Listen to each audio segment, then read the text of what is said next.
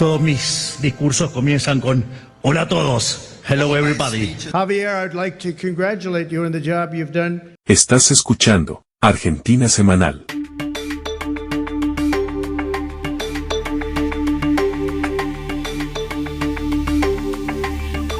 Con el gobierno libertario exhibiendo indicadores macroeconómicos positivos, Javier Milei y Cristina Kirchner emergen como los líderes políticos que acaparan la atención frente al próximo año electoral. Y mientras la expresidenta recibe malas noticias de la justicia que confirmó su condena a prisión, el actual mandatario se muestra con Donald Trump e inaugura una nueva era de estrechas relaciones con Estados Unidos. Son algunas de las noticias que dejó la última semana en la Argentina y que vamos a desarrollar en este resumen. Pero antes... Es algo así como cansarse de todo y todo sigue dando vueltas. Fito Páez, que comenzó con una serie de recitales en homenaje a dos de sus icónicos discos, Del 63 y Circo Beat, dos discos capitales en su carrera. Uno fue su debut, el otro, la inspirada manera de seguir adelante tras el suceso de El amor después del amor. Vamos a estar tocando en Buenos Aires, en Montevideo, en Rosario, por ahí en Córdoba, Santiago de Chile, por ahí. Me pareció genial la idea. Los 40 del 73 y los 30 del Circo Beat. Soy Maxi Leniani y te doy la bienvenida al resumen semanal de noticias de Cubo Podcast. Comenzamos. Argentina Semanal. Escucha lo que realmente importa.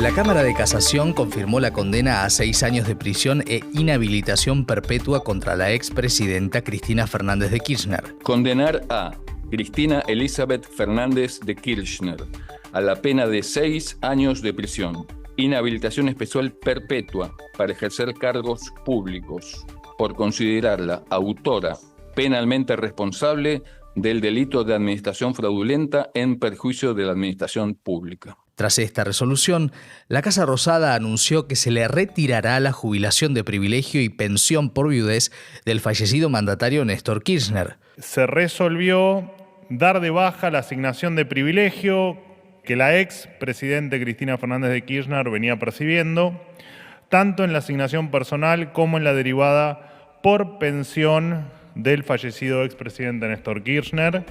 La expresidenta respondió a través de un irónico mensaje en la red social X, en la cual trató a Javier Milei de pequeño dictadorzuelo. A la expresidenta solo le queda el recurso de apelar ante la Corte Suprema de Justicia. Por el momento no irá a prisión y podrá ser candidata en las elecciones legislativas de 2025. El presidente Javier Milei anunció que buscará un acuerdo de libre comercio con Estados Unidos.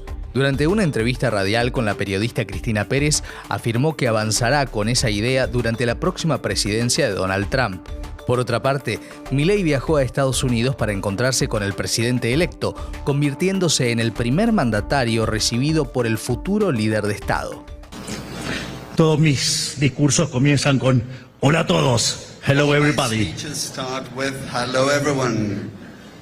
Quiero comenzar primero felicitando al presidente electo Donald Trump por su contundente victoria.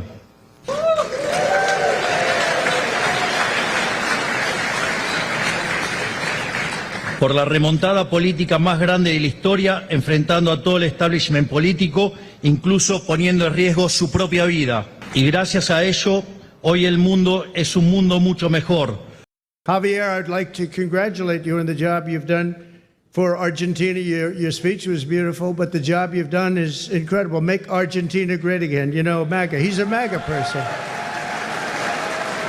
Esta semana se conoció además la designación de Alejandro Oxenford, un empresario creador de unicornios digitales, como nuevo embajador argentino en Washington.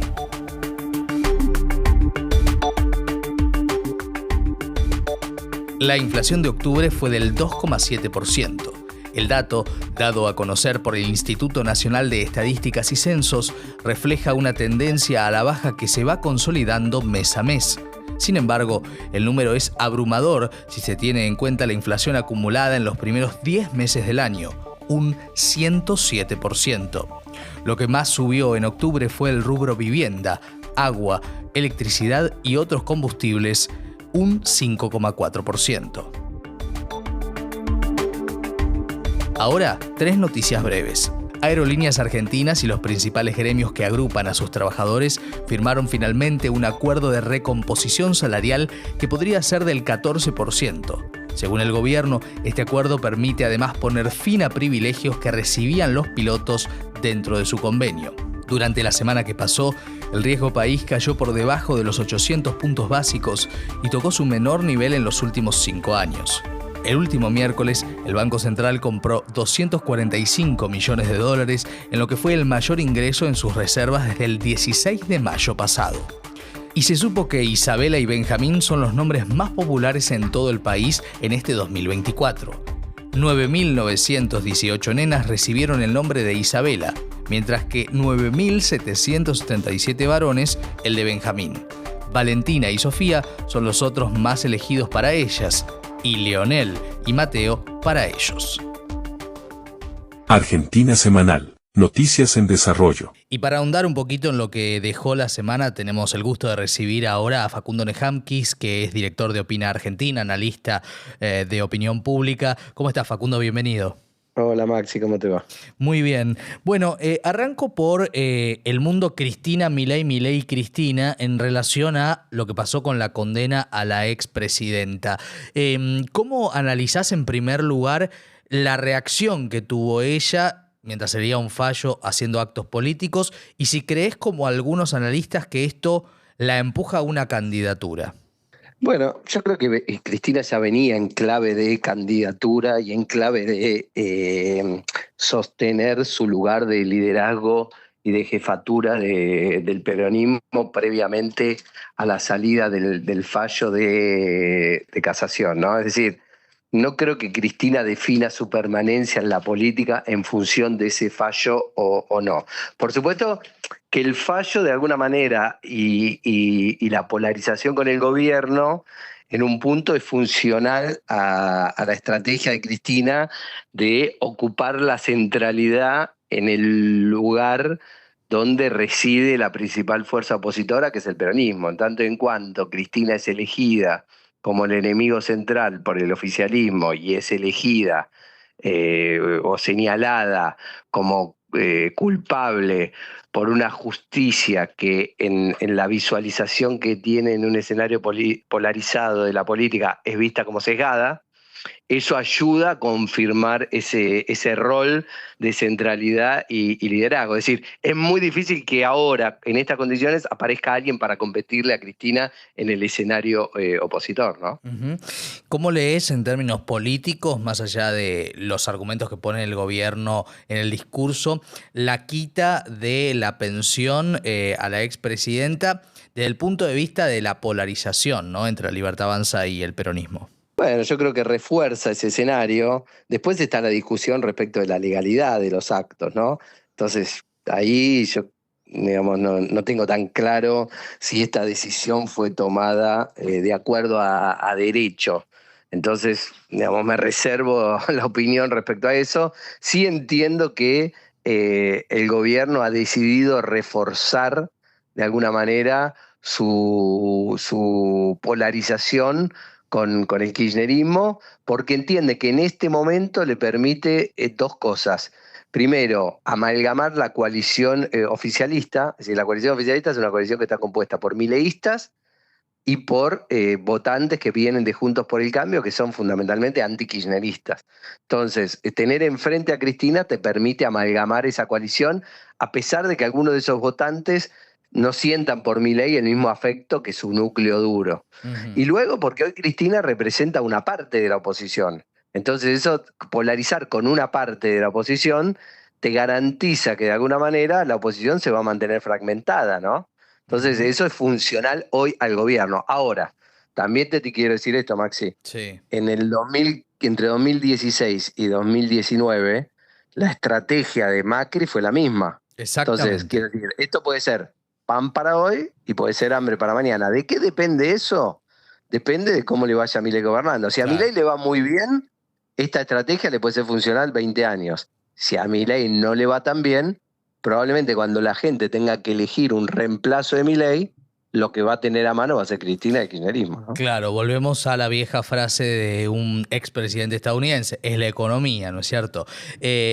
Bueno, y ahí en esos términos, Cristina Kirchner en su carta un poco lo advertía, ¿no? Que ya se habían utilizado esas fórmulas, en su carta en Twitter me refiero, y que habían terminado como terminaron. De todas maneras, da la sensación de que no estamos en el mismo escenario de cuando gobernaba Mauricio Macri, que la experiencia fallida y fracasada del gobierno del Frente de Todos ahora ha dado mucho, ¿no? No sabemos cuánto, la representatividad. ¿Es comparable el escenario o todavía es difícil de definirlo?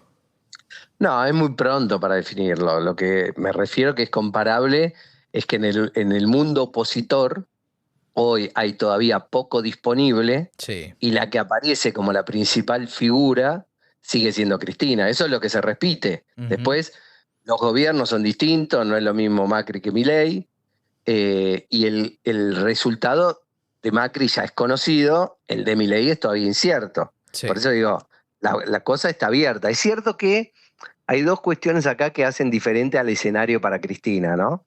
Uno es que no es lo mismo el peronismo o el kirchnerismo después de haber pasado la experiencia de los 3 gobiernos kirchneristas de Néstor y los 2 de Cristina, volver al llano, que había una parte muy importante de la sociedad que había considerado esas experiencias de gobierno como muy buenas y por lo tanto podía sentir durante el gobierno de Macri cierta nostalgia respecto a esa experiencia, que la experiencia del gobierno de Alberto Fernández, que es la última experiencia de Cristina en el poder, ¿no? Que es una experiencia más fallida, más discutible, con muchos claros oscuros, y entonces ahí puede ser que, no sé si la sociedad está tan deseosa de volver al pasado, o una parte de la sociedad, por supuesto, como lo sentía durante el gobierno de Mauricio Macri. Claro. Entonces ahí me parece que hay una dificultad adicional. La otra dificultad es que Milei es la irrupción de un outsider en la política argentina, ¿no? Entonces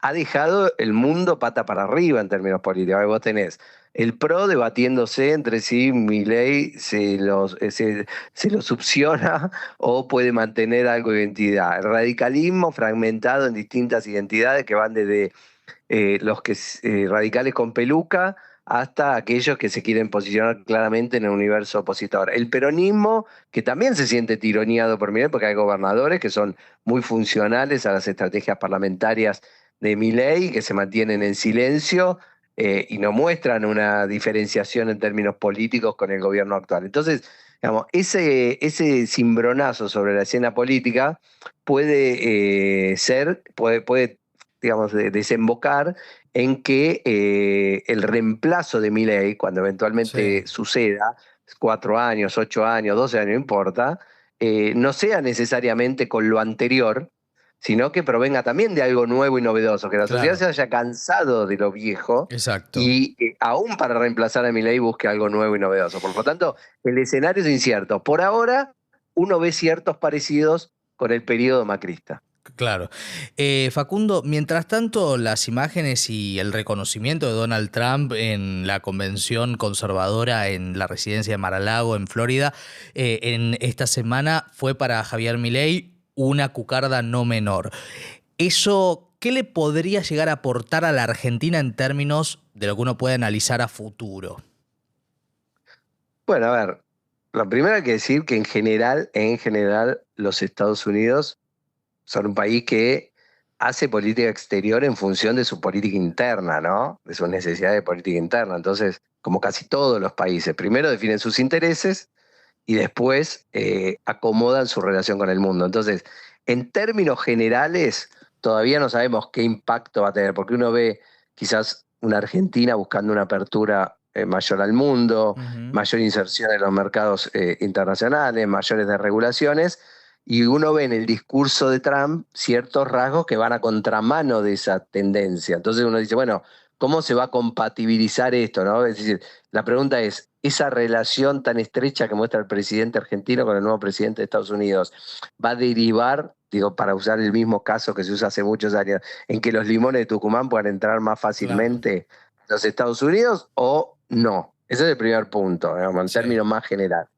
Y luego, si va a tener algún impacto en los organismos internacionales de crédito, los cuales Argentina necesita imperiosamente resolver el problema de la deuda y en los cuales Estados Unidos tiene mucha influencia. La pregunta es, ¿Trump va a tener una política más agresiva en términos internacionales de competencia con China en los lugares donde, digamos, China parece haberle sacado el lugar de preponderancia que históricamente Estados Unidos ha tenido, por ejemplo, América Latina, a través de inversiones directas y demás, sí, entonces, donde China hoy es muy influyente? Entonces puede ser que Estados Unidos utilice ese poder para establecer relaciones con América Latina y lo haga, digamos, por ejemplo, facilitándole a un país como la Argentina la resolución de su acceso a recursos financieros para poder, por ejemplo, liberar el cepo. Podría suceder, ya sucedió con Macri, ¿no? Donde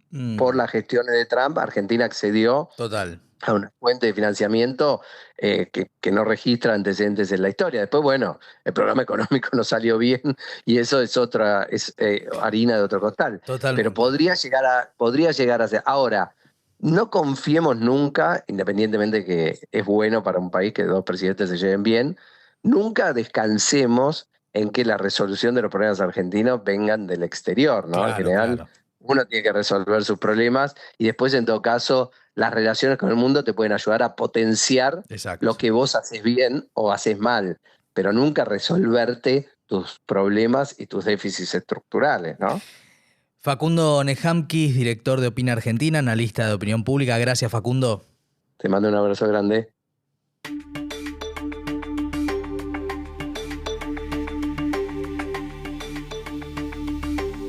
Y para finalizar, una recomendación.